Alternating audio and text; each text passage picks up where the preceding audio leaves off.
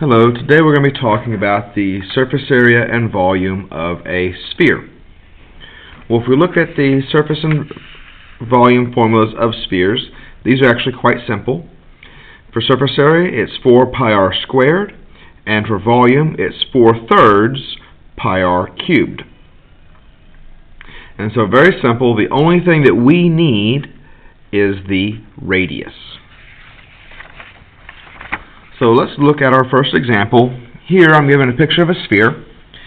They've got this circle shaded in the middle of my sphere,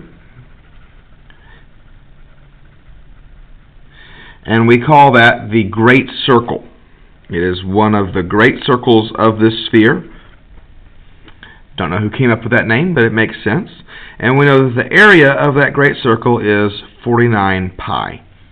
So in order to figure out what my radius is, I need to break it down from this formula. So, area of a circle equals pi r squared. And so if that equals 49 pi, well, I know I can divide both sides by pi. Get that r squared equals 49, which of course means that r equals 7. So now that I know that my radius is 7, I can very quickly plug this into both surface area and volume equations. So surface area first. The surface area equals 4 pi r squared. So my surface area equals 4 times pi times 7 squared. And that breaks very simply to 196 pi.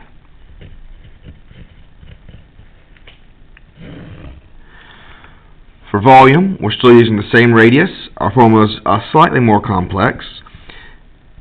Volume equals 4/3 pi r cubed.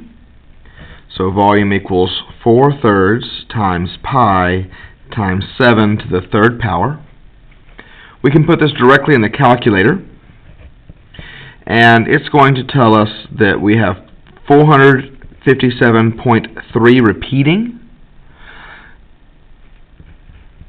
pi, or you can write that as 457 1/3 pi.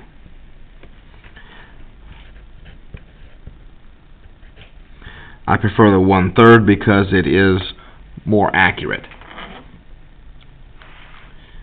And now for our next example. Here it tells us that our sphere has a volume of 7,776. Very large number. But we remember that this is equal to 4/3 pi cubed. Oh, don't forget the pi on here.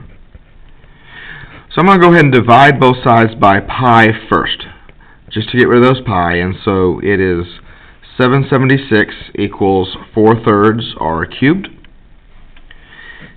And to get rid of the 4/3, I'm going to multiply by 3/4, which gives me 5,832 equal to r cubed. Using a cube root function on a calculator, we get that r equals 18. So that's very nice information to know. With that, we can go ahead and use our surface area. Surface area is a nicer formula, 4 pi r squared. So 4 times pi times 18 squared. 18 squared times 4 gives me 1296. Keep the pi. And this is the surface area of my sphere.